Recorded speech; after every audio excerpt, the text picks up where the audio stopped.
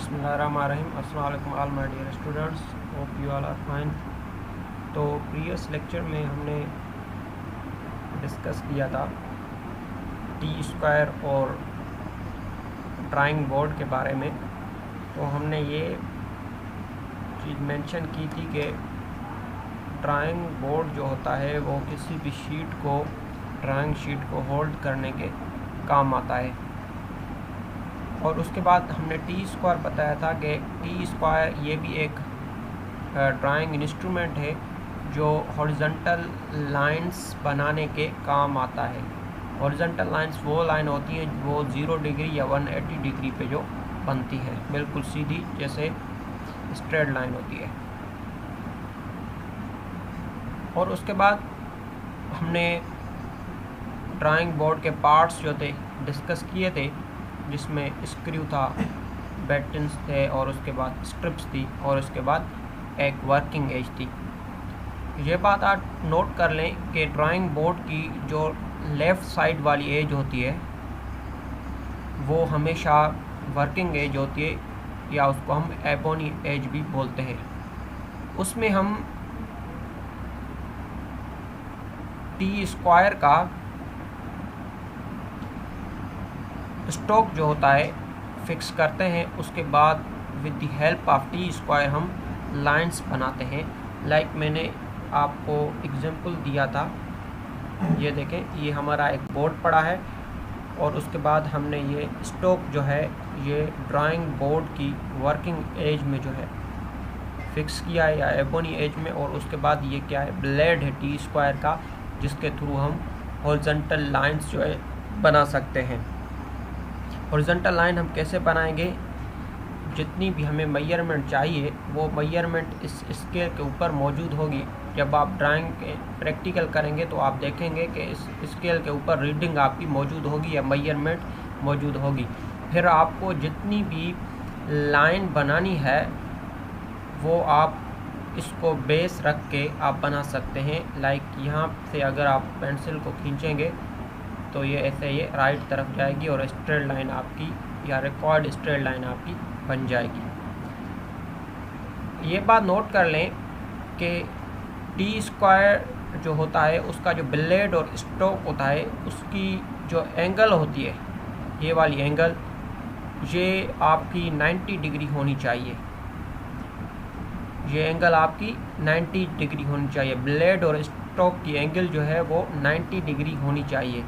और उसके बाद जो आपका स्टोक हो वो ड्राइंग बोर्ड के ऊपर कम्प्लीटली स्ट्रेट फिक्स होना चाहिए। अगर वो स्ट्रेट फिक्स नहीं होगा, अगर एज से, वर्किंग एज से थोड़ा सा भी स्पेस होगा तो आपकी लाइन सीधी नहीं बनेगी। ये बात आप नोट कर लें कि अगर आप लाइन सीधी नहीं बना रहे हैं तो आपकी आगे जो फिगर होगी या जो आप मशीन पार्ट बना रहे होंगे उस सारे में एरर आ जाएगी। पहले तो आपको लाइन अच्छी तरह से बना देनी है। वो लाइन आप कैसे बनाएंगे, जब ये स्टोक जो है कम्प्लीटली आप स्ट्रेट फिक्स करेंगे इस एबोनी या वर्किंग एज के ऊपर। और उसके बाद जब आप लाइन बना रहे हैं टी स्क्वायर की मदद से, तो आपको जो पेंसिल है आपको वो पेंसिल इंक्लाइन रखनी है। वो पेंसिल आपको जो इंक्लाइन रखनी है मीन्स आपको बिल्कुल स्ट्रेट ऐसे सीधी पेंसिल नहीं रखनी, वो थोड़ी सी इंक्लाइन रखनी है, ऐसे स्लोप की तरह ऐसे रखनी है। जैसे ये पेंसिल या जो पेन आपको नज़र आ रही है ऐसे ही रखनी है। मीन्स उसकी जो टिल्ट हो, जो उसका झुकाव हो, वो मोशन की तरफ हो। जिस तरफ आप पेंसिल का मोशन है या डायरेक्शन ऑफ मोशन है जो पेंसिल का है, उस तरफ ये पेंसिल जो है आपकी टिल्ट होनी चाहिए। तो आपकी लाइन जो होगी वो स्ट्रेट और सीधी बनेगी, और उसकी जो थिकनेस होगी वो भी एक यूनिफॉर्म थिकनेस आपकी हो सकती है। और पेंसिल के ऊपर आपको ज़्यादा ज़ोर नहीं देना है, बिल्कुल पेंसिल को आपको नॉर्मल ही लेना है, तो आपकी स्ट्रेट लाइन इजीली बन सकती है।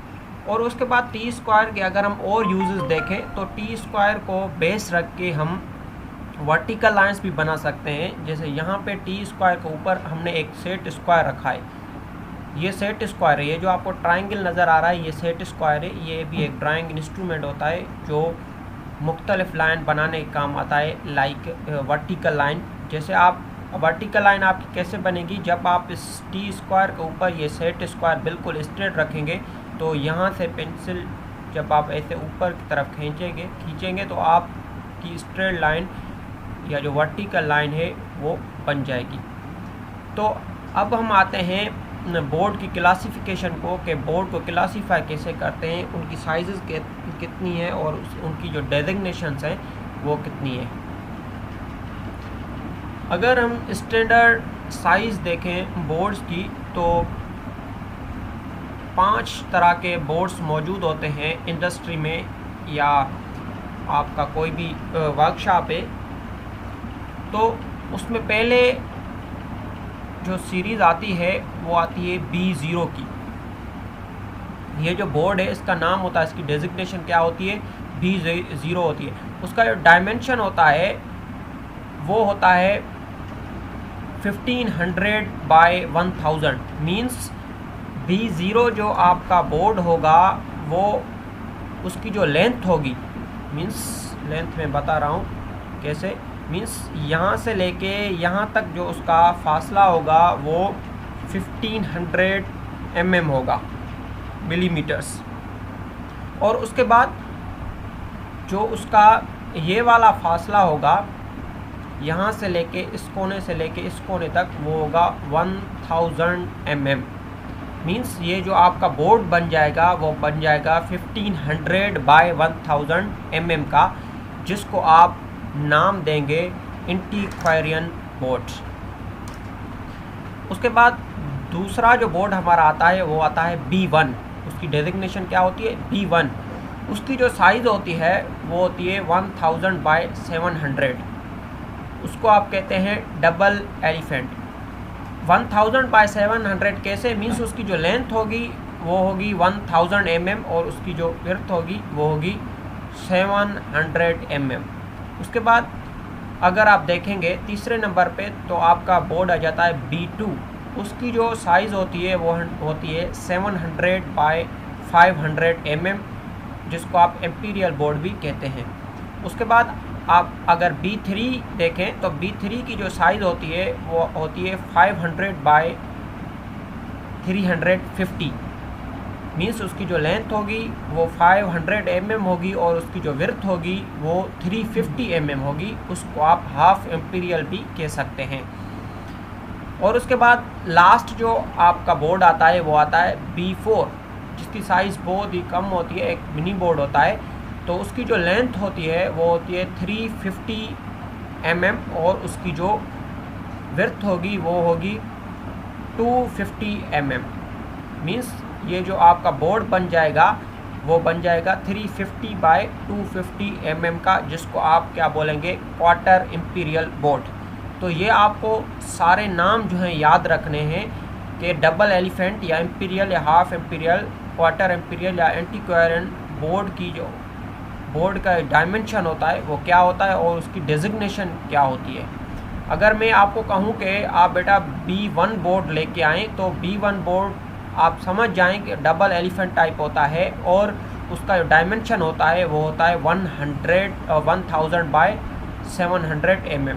ऐसे ही अगर मैं एम्पीरियल बोर्ड की बात करूं तो आपको ये चीज़ का पता होना चाहिए कि जो टीचर बात कर रहा है वो B2 की बात कर रहा है और उसके बाद उसका जो डायमेंशन है वो 700 बाय 500 mm है। तो ये डेजिग्नेशंस, डायमेंशन और नेम्स जो हैं बोर्ड्स के ये आपको अपने नोट ऊपर नोट कर देने हैं और उसके बाद इनके डायमेंशंस जो हैं उनको याद रखना है। थैंक्स।